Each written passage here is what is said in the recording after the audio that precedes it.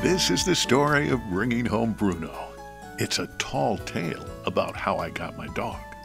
His name is Bruno. He's a very unusual dog. You see, Bruno can talk. And I think you're going to like what Bruno has to say.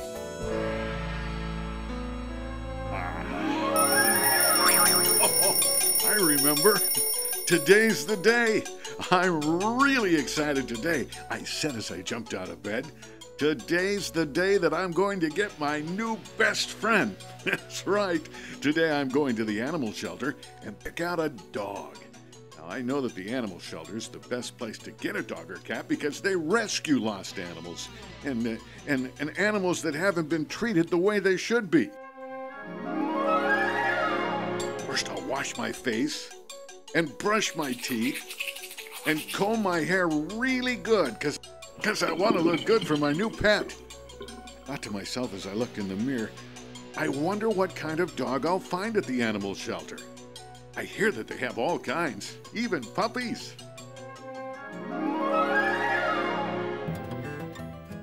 I thought to myself, I need to think about a lot of things before I get a dog.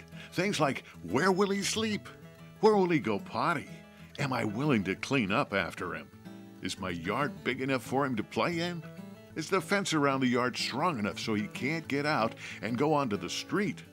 Can I afford to buy him food? Will I have time to take him for a walk every day for exercise? Because that's very important for dogs. It's a very big responsibility having a dog, that's for sure.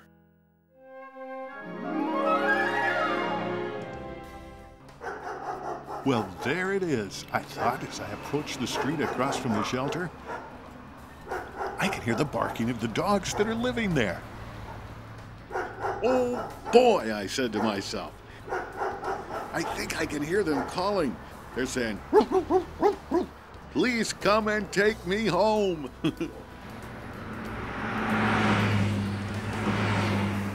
Even though I'm excited, I must remember to look both ways before crossing the street. Okay, it looks clear now, so I can cross safely.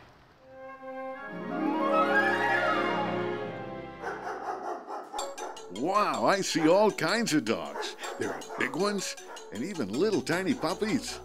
Which shall I choose? I thought.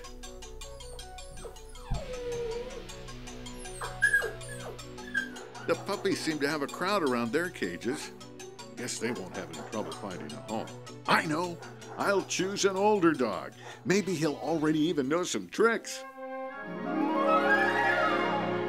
Just at that moment, I came around the corner of a great big cage, and there he was.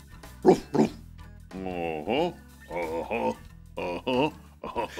biggest, funniest looking yellow dog I had ever seen. He had big floppy ears, huge brown eyes, and feet the size of a small horse, and a long yellow tail that wagged all around.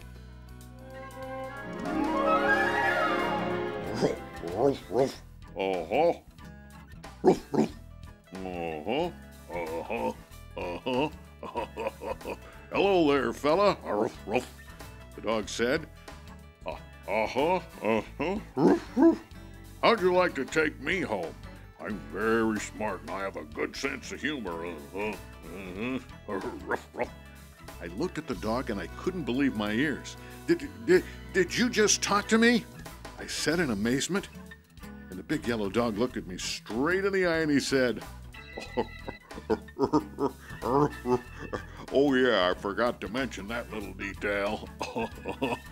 Now don't tell anybody or they'll never let me out of this place. I'll end up in an exhibit at a zoo."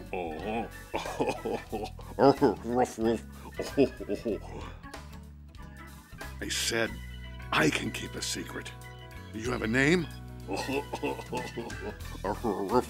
"My name is Bruno. You can call me anything you want if you'll get me out of here," he replied. "Oh no, that's a fine name. I like Bruno," I said.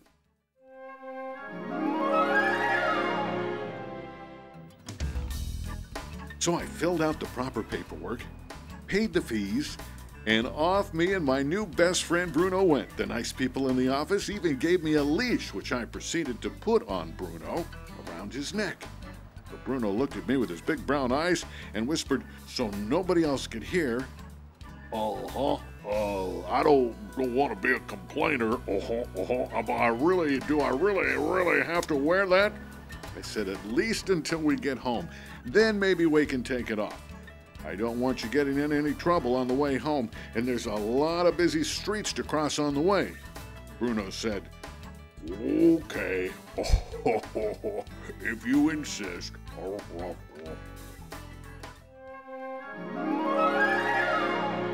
We walked all along the road and then over the bridge with Bruno leading the way. I said, Bruno, will you slow down? You're tiring me out. This isn't a race, you know. And Bruno turned around and looked at me and said, you should try to keep up. Walking fast is good exercise.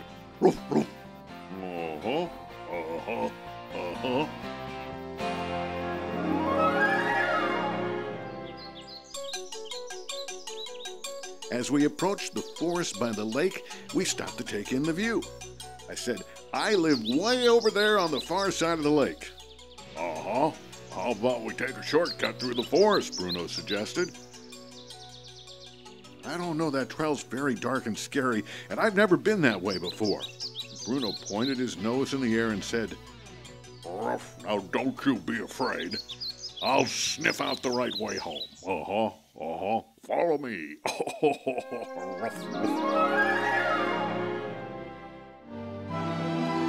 So off we went into the dark forest.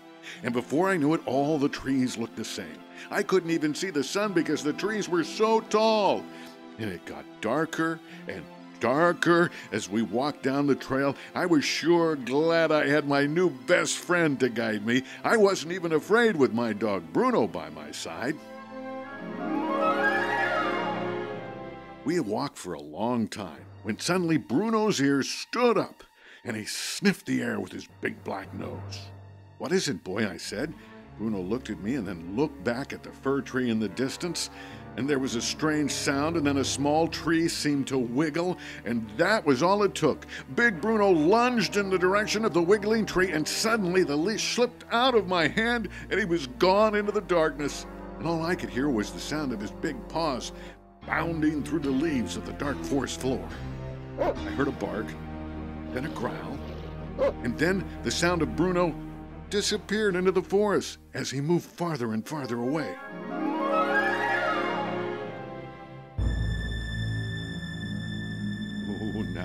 Now I was alone in the woods and there was no sign of my new friend Bruno. I called, Bruno, please come back. Bruno, I don't know my way in these woods. But there was no Bruno. I looked around and all I could see was huge towering trees with green clinging moss growing between the limbs. I began to walk in the direction that Bruno had gone, but the forest seemed to get darker and darker, and the wind started to move the trees, and I could hear all kinds of strange whispering, eerie sounds. My heart began to beat harder and harder. I stopped dead in my tracks. I couldn't move anymore. I was so scared. And then I heard it. I heard a thump, thump, thump, thump, thump. It sounded kind of like native drums in the jungle. But it wasn't native drums, and it wasn't the sound of my heart beating. It was something in the trail right behind me. I opened my mouth to scream, but nothing would come out. I was so scared my whole body began to tremble. I was afraid to turn around and look. What could it be? And then I heard it.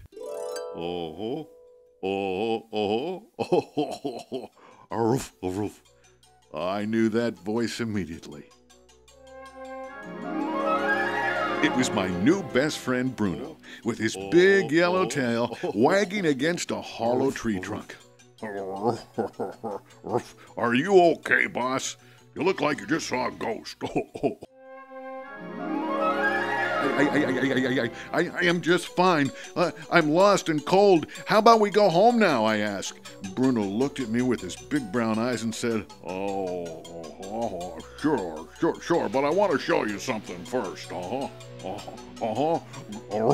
Grab my leash. I picked up the leash and wrapped it around my wrist so there was no way he could get away again. And Bruno began to pull me through the woods. We approached a large fallen tree with a small clearing behind it, and Bruno said, quiet now. Don't make a sound. We crawled up behind the tree and peeked through the rough bark on top. Look over there, Bruno whispered. In the clearing, I could just make out the form of a mother deer. She was licking a tiny baby fawn with loving care. Bruno whispered, you don't think I'd just up and run away from you, my new best friend, for no good reason. After all you've done for me, I wouldn't do that. That's why I ran away.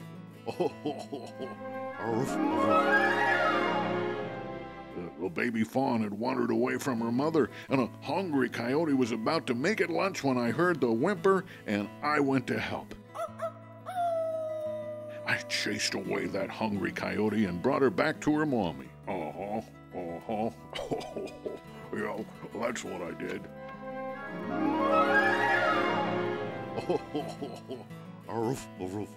That's a very good boy, Bruno, I said as I patted the big yellow dog on his head. He looked up at me with those big brown eyes and said, yep, that's what I did, Then I asked something that I'd been thinking about all day. Bruno, how did you come to be a talking dog?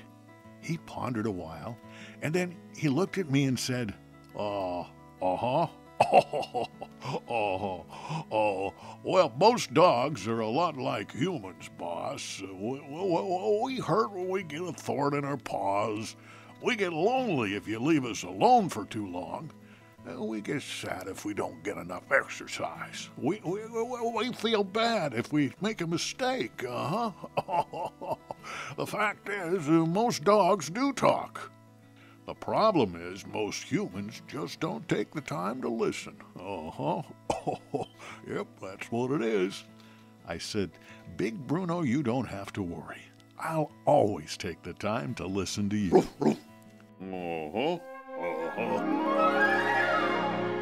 I looked at him and I said, Bruno, you know what? I think we make a pretty good team. Now, can you please find the way out of this forest? It's got to be way past our dinner time. I'm hungry. Bruno sniffed the air with his nose and looked both ways on the trail and then said, follow me, boss.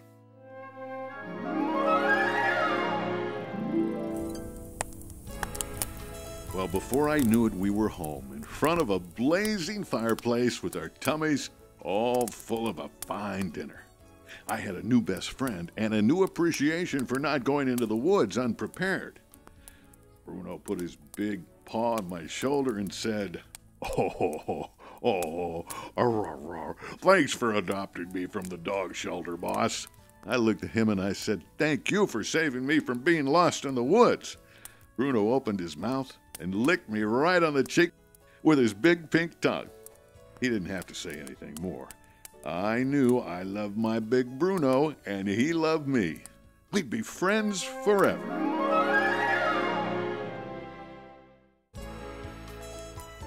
Bruno looked at me and said, Ruff, I can't wait for our next big adventure, boss. I said, me too, Bruno. But I know that we gotta be strong and healthy to have an adventure, so we need to get our rest. It's time to close our eyes and go to sleep. Bruno said as he drifted off to dreamland and started to snore.